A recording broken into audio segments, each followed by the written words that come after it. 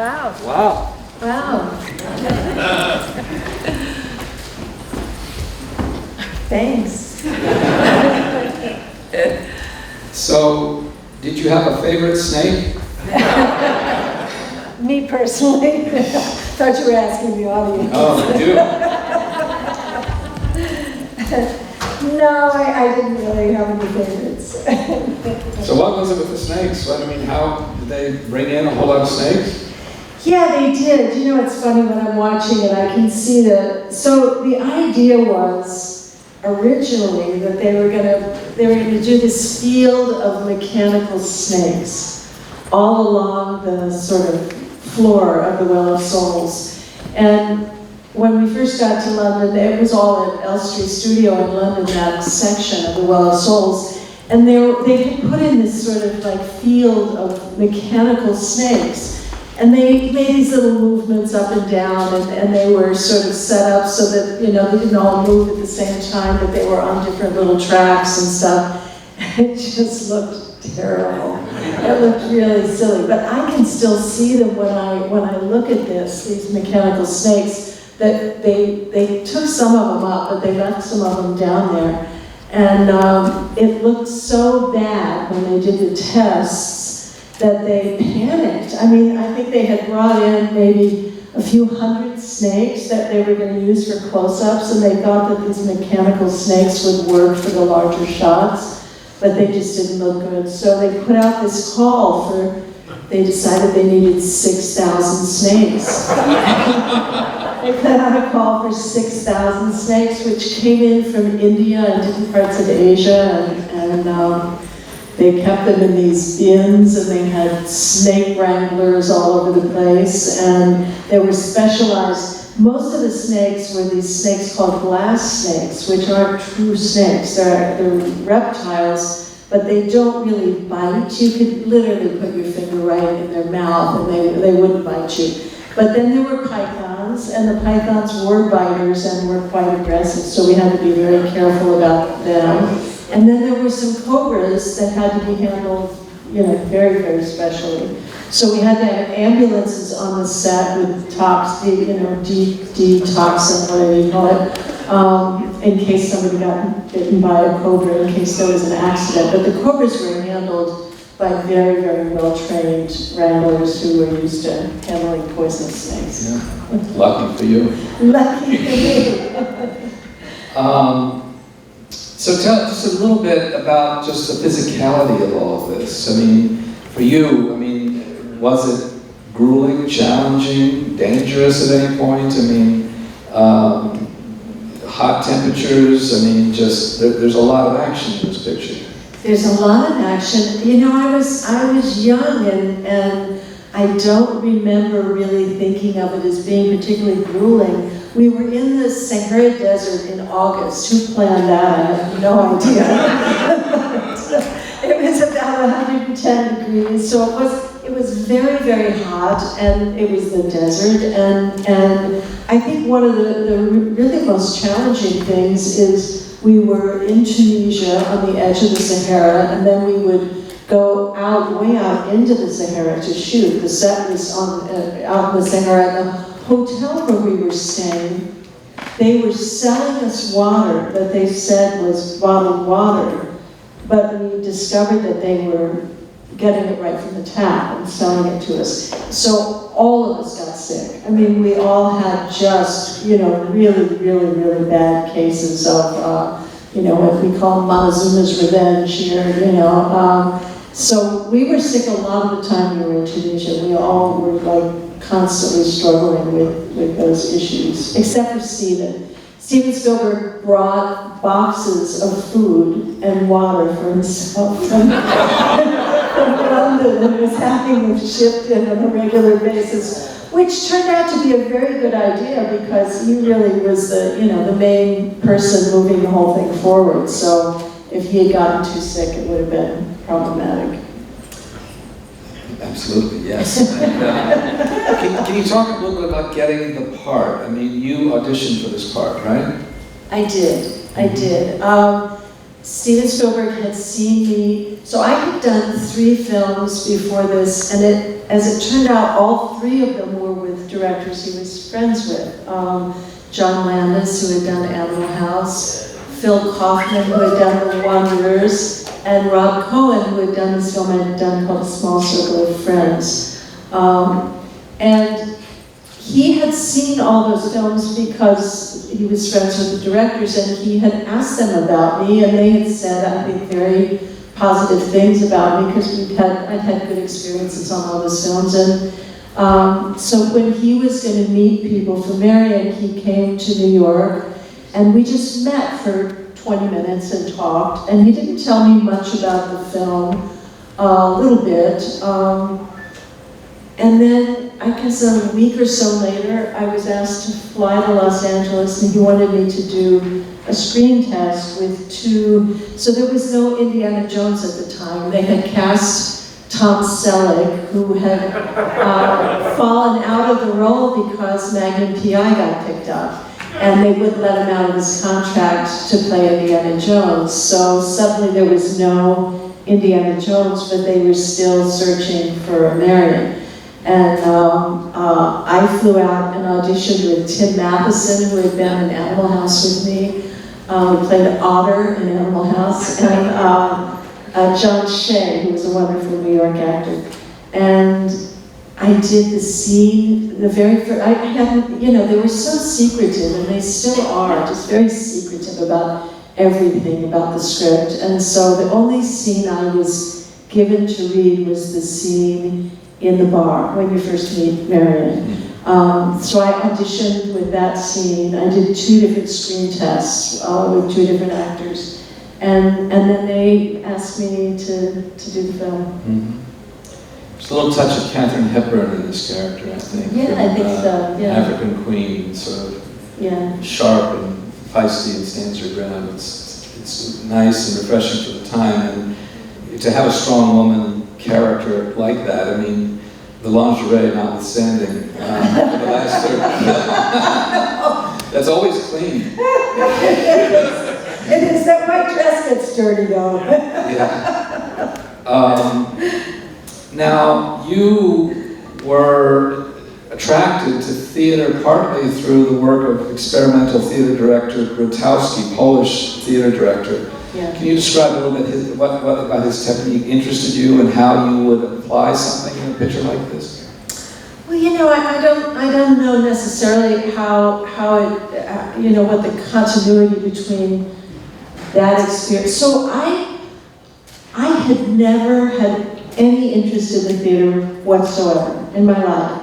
In high school, I thought the kids that were in the theater program were like way too, confident or something. I don't know, I just didn't get it. I never took a drama program or anything, and then I went to school to study design. And a couple years later, I traveled for a while. I came back to live in Washington, D.C., which was where I had grown up. And just by chance, I met someone who was a theater director. I didn't even know what that was. I didn't know what a theater director did. But they invited me. This is a person who had been in Poland for 6 years studying with Grotowski, and had come back to DC and started his own theater company. And he said, we happened to be neighbors. He said, would you like to come and see my teacher who has brought his theater company to the United States to do some performances? Now, unbeknownst to me, they were sort of the most celebrated theater company in the world at that time, but I'd never heard of them. And I went that night. We drove to Philadelphia. We walked into a church. We sat on the floor in this circle, and in came 6 actors who spoke in Polish for the next 2 hours. I didn't understand a single word, but there was something so present and so incredible about their performances. It completely transcended language. It was the most extraordinary experience, one of them of my life. And when it was over, I felt like something in me had completely changed. It was like I went in one person and I left that theater that night a different person. And it's very hard to describe what it was. It was like, it was like the top of my head came off or something. I had some sort of understanding about the pure, what happens to a person when you have some sort of pure experience of connecting with another person's emotions or reality or inner experience. And these actors were, of course, famous for this, unbeknownst to me. I mean, Grotowski called them acrobats of the soul. That was his description of these 6 actors. And it was quite an extraordinary night in my life. And about 2 weeks later, I said to this director, do you ever train actors? And he said, yeah, we've started a training program. And I said, could I be a part of it? And he said, well, you'd have to audition. And I said, what is that? What is that? What's an audition? And he said, you find a piece of writing that you love, you memorize it, and you bring it in, and you speak it in a way that we really understand why it has meaning for you. And so I chose something, and I auditioned, and they asked me to be a student. And 4 years later, I was still with the company, and kind of everything shifted in my life at that point. And I suddenly felt like, there are those moments in one's life where like all the dominoes start to fall, and you sort of think, oh, this is what I was meant to do. But it came as, for some people, I think it's something that builds from, maybe their childhood. For me, it was something that literally, there was just a moment in which I sort of realized that something about everything I loved in life kind of came together around acting, but I had no idea of that. I'd always loved great writing. I'd always loved movies. I mean, I was a huge fan of the movies of the 40s. I mean, as kids, my dad would get so mad at me and my sisters, on Saturday afternoons, we'd just be glued watching, Betty Davis and Katharine Hepburn and Ingrid Bergman and all these fantastic films from the 40s, and he'd want us to get outside and do things, and we'd be just glued to the screen watching old movies. Cool. Now, you apparently played a role in reshaping that first scene with Belloc where you put on a wedding dress. Am I right about that? Yes, that was a part of the script that when I did finally read the script and when I had some time to spend time with the script and go through it and look at each scene and start to, dissect how the character was developing, I didn't like what they had written in that scene. So the scene was originally written as though Marion is seducing Belloc in that scene, and she's going to seduce him to the purpose of escaping. So she is going to trick him, but she's tricking him in order to escape. But it was written as though she actually would sleep with him or would seduce him. And it just didn't ring true to me for Marion. I really did believe that Indy was the love of her life and that there was a very deep connection between them. And I thought, if I believe as the character and if the audience believes watching the scene that she's as duplicitous as that, and that I just felt like it would undermine the heart of the character. So I tried to talk to Steven and to George, I think, about it a couple of times, and they were a little, like they had a lot of other things going on. And at one point I just really said, this scene doesn't work, as far as I'm concerned. I don't want to play this scene this way. And Steven said, well, if you can come up with something better, we'll shoot that. And I said, okay. So I enlisted Paul Freeman, who plays Belloc, and I said, can we work on this scene together? And we were in England at Elstree Studios, and that particular set, the tent, had already been built. So at our lunch breaks, while we were shooting, we would sort of, leave about 20 minutes early and go over and we would just improvise and play around with the scene. And we decided to come up with this whole idea that I put on the dress. Well, for me, the question was always, why does she put on this dress? It just didn't make any sense. If she's trying to escape, is putting on that white dress going to make it easier to escape? I think not. The high heels would definitely be the help. What? The high heels would be definitely the help. Yeah. So we played around with it and we came up with this idea that I take the knife that they bring in on the dinner plate and I use, the reason I put on the dress is to hide the knife under the clothes. And then we started playing around with this scene and Paul came up with the idea that the alcohol that we're drinking was from his family. And so, even though I think I have this incredible ability to, this stamina, that in this particular case, I start getting drunk and he doesn't. And so we just played around, and finally one day we just got Steven to come in and we showed him the scene and he said, okay, that's better, we'll shoot it. So that was good. Yeah.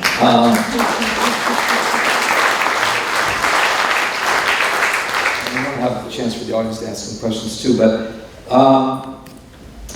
and of course we're going to have Karen here tomorrow also for a screening of John Carpenter's film Starman with Jeff, where you play against Jeff Bridges, who actually got nominated for the Academy Award for that part. Yeah. So we'll continue this conversation. You have done a lot of theater work as well as film. You've gone back to theater, even after this huge success. Gone back to theater, and you've directed theater as well. And so, just maybe a few thoughts about the pleasure of directing, or your experience of directing, or what it is that draws you to it, and what you're able to really discover through it. Well, for me, I love the whole storytelling aspect of working both in film and in theater. And I think when you are limited to only being deeply drawn towards material that has a role in it for you, it's less interesting. I mean, there are lots of plays that I have read in my life that I absolutely love that have no role in them for me. But I want to spend time with those plays. I want to delve into them deeply.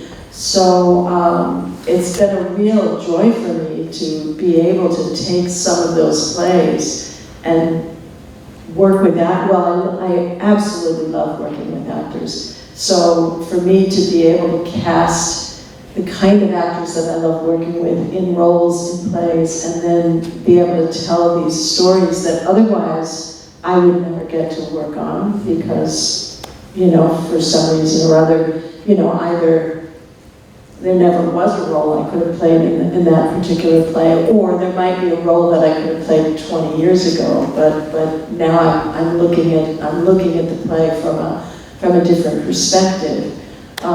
So it's really become one of my very, very favorite things to do is directing the theater.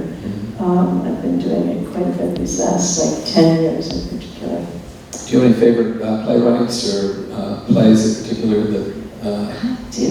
There's so many playwrights whose work I love. I just did a John Patrick Shanley play. It's the last play I directed, and I'm a huge fan of his. One of the earliest plays I did is Michael Weller play. I tend to love, contemporary plays, plays sort of, of my generation of playwrights. I'm very drawn to those plays, not that I don't also love, more, plays from the 40s or 50s or Shakespearean plays for that matter. But as a director, I tend to be more drawn to modern plays. And you were directed by Paul Newman in The Glass Menagerie. Yeah. What was that like? That was fantastic. I had done the play twice with Joanne Woodward, and we'd had two different Toms. Tom, which is the Tennessee Williams character. John Sayles, the film director, played Tom in the first version of the play. Paul Newman didn't direct it in the theater. A wonderful Greek director named Nikos Sakarakis directed it. And then we did it again, and Treat Williams came in to play Tom. And Jimmy Naughton, wonderful actor, played the gentleman caller in the film as well as the theater productions. But Paul, Joanne, while we were doing the play in the second version at the Longworth Theater, people from London came in and asked us if we would take it to London and do it on the West End in London. And we, of course, wanted to do it so much, except Joanne didn't want to go to London. She didn't, they were asking for us to be there for 6 months, or it would have been really 7 months with rehearsal. And she didn't want to do that. She really wanted to be closer to her family. And so Paul kind of stepped into our disappointment and said, I'll tell you what, let me direct this as a film. And we had been around him because we'd been working on this kind of for maybe 2 years when we were doing the 2 different theater productions. And he's just such an extraordinary person and director. And so we were delighted that he wanted to direct it as a film. And he was really one of the great joys of my career to work with as a director, because he's a real actor's director. He's a wonderful actor. He knows how to communicate to actors. We went into the play, having done the production twice as a play, so very rarely do you come into doing a play where you know all your lines backwards and forwards and standing on your head. So we really got to start from this really unique place and work with him, and really we got to play with it a lot and fine tune it. And then John Malkovich came in to play Tom in the version that we did on film, which was fun. He's yet another extraordinary actor. Right. Was there any particular interaction with Paul Newman, a way that he approached working with you around performance or responding to your work? He was with all of us, really. I mean, it was such a joy to watch him work with Joanne, because they've done quite a few films together, and they kind of have just an affinity for, he hardly needed to, they could almost just look at each other and she'd know what he wanted her to move in what direction. I think with each one of us, with John Malkovich, with myself, and with Jimmy, he found different ways to work with us. And I think,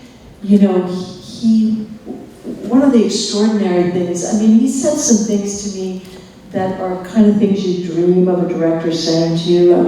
He said to me one day, you know this character so well, you have this character so inside of you, I just want you to know there's absolutely nothing you could do that would be wrong. So he said, I just want to give you the freedom to go anywhere you want to with this character, take her anywhere you want to go. And who says that? Yeah, right. Giving you permission. Directors don't say that to actors usually. They're trying to rein you in and move you in a particular direction. But he was he was somebody who really made you feel very free and very supported and very there was not a strong negative critical eye ever, trained on you. So it felt wonderful to work with him. Yeah, I'm sure. Yeah, what a privilege and a recognition of your work as well. And he would do that. But I think I have a couple questions from the audience. Anybody has anything? I have a question. Yeah. Was there ever any thought of casting you in number 2 and number 3? You may remember that in the Temple of Doom, I think it was number 2, the female lead, the role is completely opposite the role that you play. you play a very feisty woman. Yeah. And the female lead, I think in number 2, Temple of Doom, I just remember being completely disgusted by it. So, was there ever any chance that you were going to rescue us from that? Well, this was what they said to me when they first cast me in Raiders of the Lost Ark. They said, we're going to do 3 of these, and your character is only in the first one, because they're going to go backwards in time. And we're not going to go back so far that it would be when he and I first met, because I would have been 16 or something.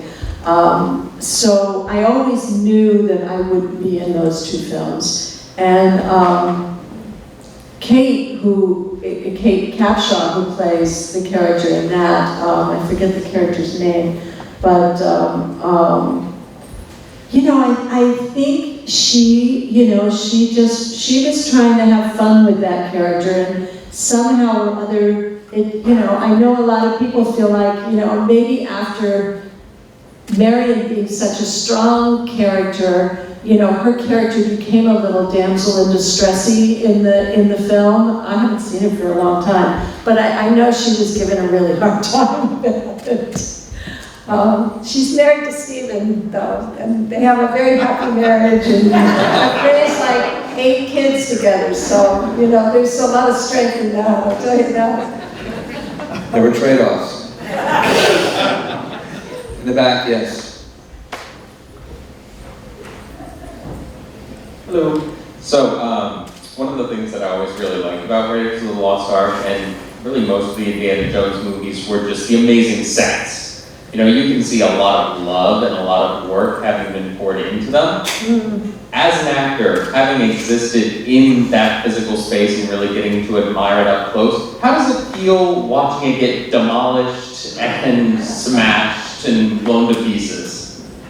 You mean at the very end, or in the process of shooting the film? I was thinking about, you know, the Well of Souls. You see, you know, these beautifully carved walls, which, I mean, of course, they're not actual artifacts or anything like that, but still a lot of love and art put into it.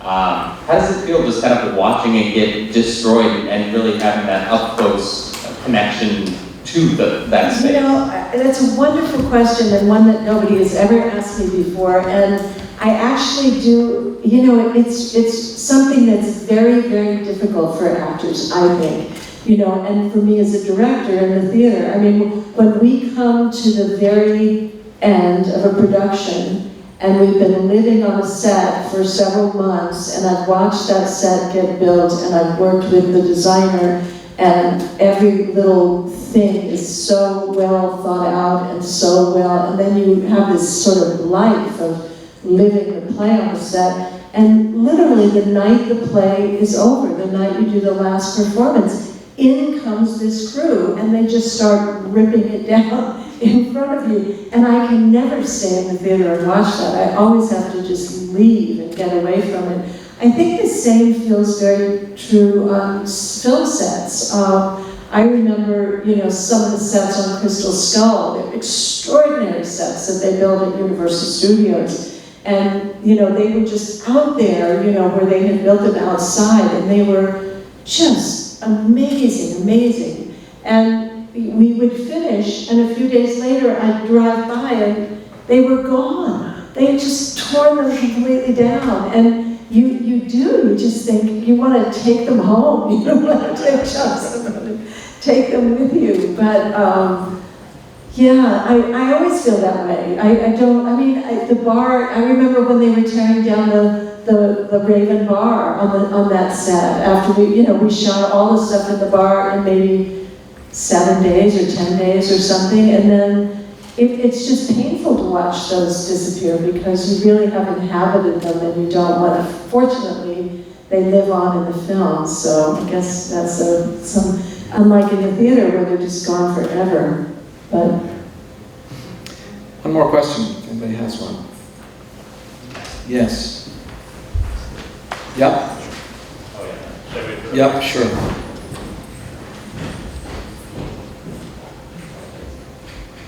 This is a pretty basic question, honestly, but I was wondering what your favorite and least favorite scenes were to film in this movie and why. Say that one more time. Favorite scenes. Yeah, favorite scene and least favorite scene to film in this movie and why? You said favorite scene and least favorite scene? Yeah. Okay.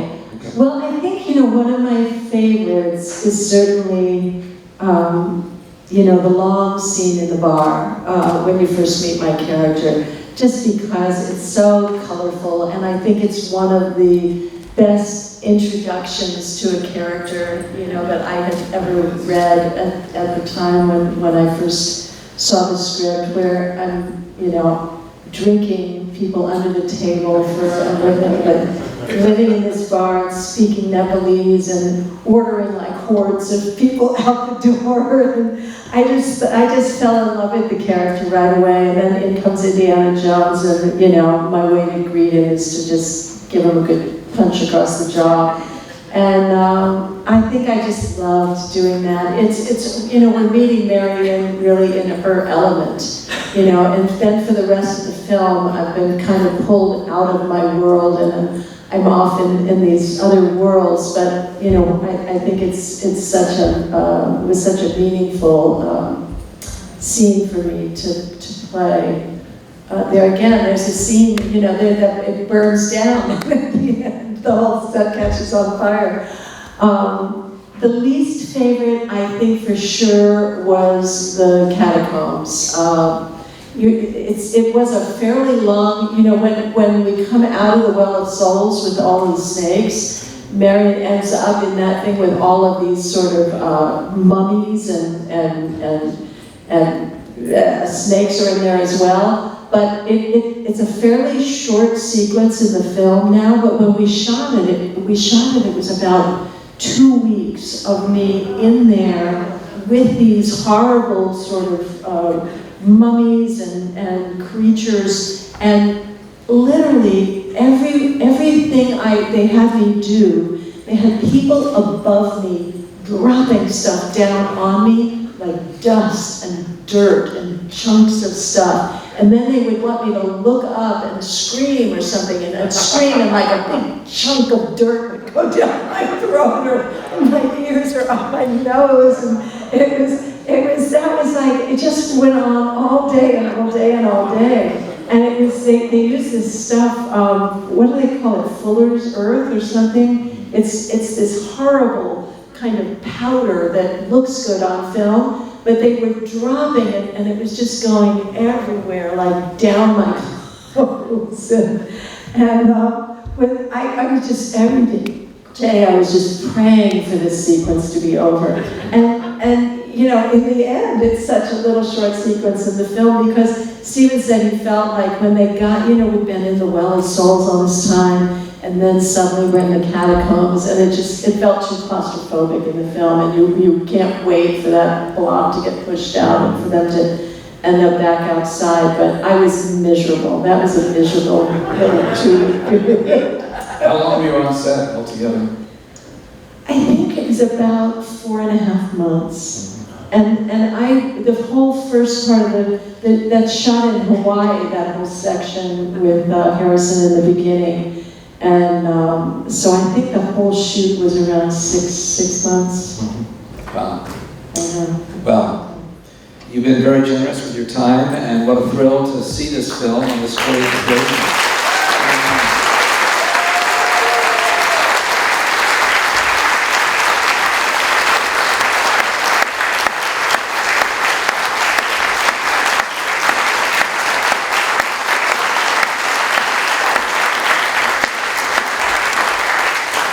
So join us tomorrow for Starman, 4 o'clock, I think. Am I right about that? Here? This is here? It's here, yes. Okay. I think it's 4 o'clock. It could be 2, but I think it's 4. You might double check your calendar. All right, and thanks for being here. Okay. Thanks.